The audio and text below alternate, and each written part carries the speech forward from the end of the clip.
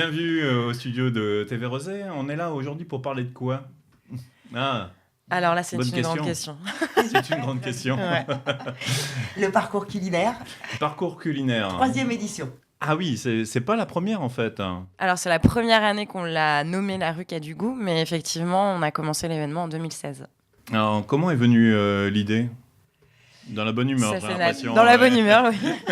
Alors le parcours culinaire, il a existé déjà il y a environ une dizaine d'années, à l'époque où l'association du Pont des Arts en fait existait dans la rue Félix Faure.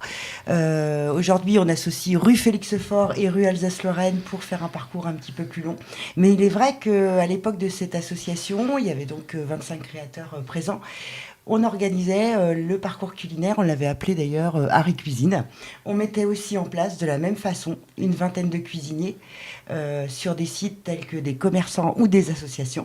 Et puis, de la même façon, on avait une centaine de goûteurs aussi qui venaient déguster tous ces petits plats qui ont été préparés par des cuisiniers qui sont des cuisiniers je dirais, Amateurs. en herbe, quoi, Ouais. amateurs.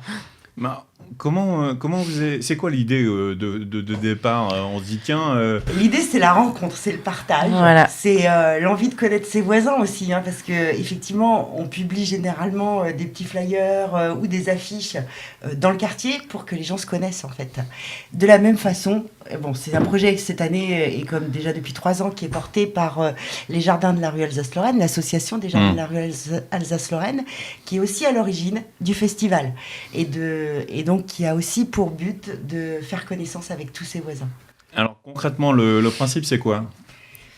Vas-y, L'idée, Carole. l'idée, c'est que les gens se rencontrent autour d'un événement culinaire et découvrent aussi les commerces et assos du quartier. Donc l'idée, c'est d'arriver et d'aller tester une vingtaine de plats, donc cuisinés par nos cuisiniers amateurs. Ouais, Et Nathalie, puis- c'est plus une amatrice. Non, mais Nathalie, elle sera disqualifiée. J'ai plus goûté. qui sont moins amateurs que les autres. C'est pas mon métier, ce n'est pas mon Mais voilà, d'échanger avec les autres personnes qui vont participer au parcours.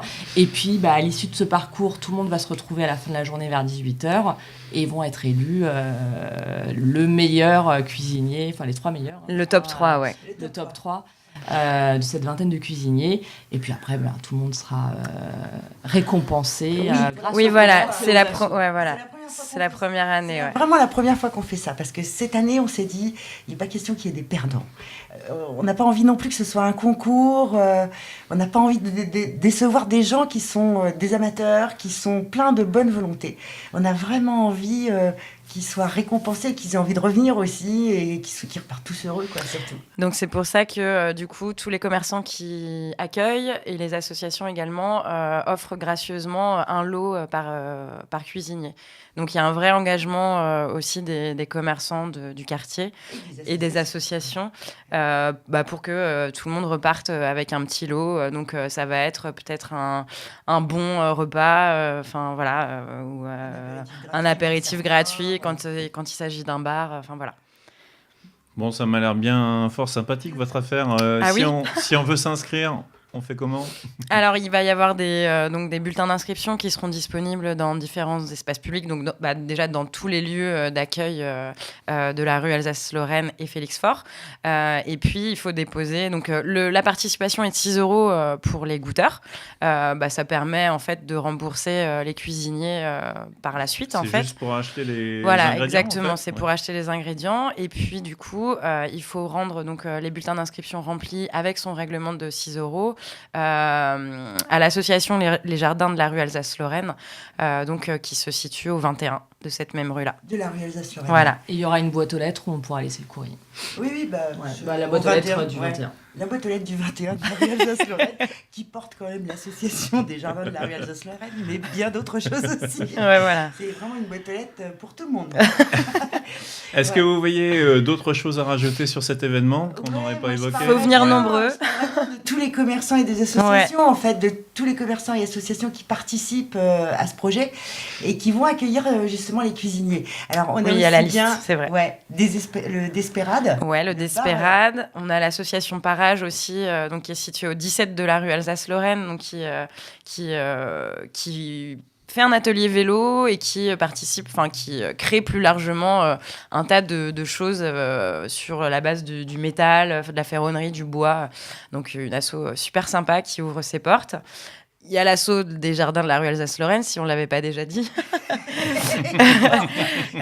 qui porte le projet et bien d'autres encore. Il y a la pizzeria Le Casanova. Il y a le Koubab de Fès, donc qui est le kebab juste à côté. Il y a l'association Étape, pareil, qui est juste à côté. En face, on a le Canon à pâtes, donc le fameux bar de la rue Félix-Faure. On a ensuite les Saveurs du Portugal, donc la petite boutique de produits portugais, qui ouvre aussi généreusement ses portes pour l'occasion. On a la Compagnie du Gaz, donc, qui est le groupement associatif du service épicerie, rue Félix-Faure. Et puis, on a le dernier espace qui est la Boucherie des Arts. Voilà, donc 10 lieux qui ont généreusement accepté de participer à l'événement. Donc on est super contente. On rappelle les dates ? On rappelle la date qui est le samedi 2 juin de 15h à 18h. Donc l'idée c'est d'accueillir les gens à partir de 15h en sachant que les autres années, les gens mettent à peu près 1 heure à faire le parcours parce que l'idée c'est de déguster ou 3 heures. Ça dépend combien de temps on s'arrête dans les bars. Il faut 1 heure minimum. Mais voilà, il faut 1 heure. Et puis l'idée c'est non seulement de déguster, mais ce qui est important et c'est un critère de notation aussi qui nous tenait à cœur, c'est de parler et d'échanger avec le cuisinier sur l'histoire du plat. Parce que des fois il y a des choses hyper intéressantes au-delà de ce qu'on mange et des goûts. Il y a vraiment une histoire autour du plat et donc voilà, ça peut prendre plus d'1 heure effectivement. Alors cette année aussi, on va remettre toutes les recettes des cuisiniers, de tous les plats qui auront été cuisinés.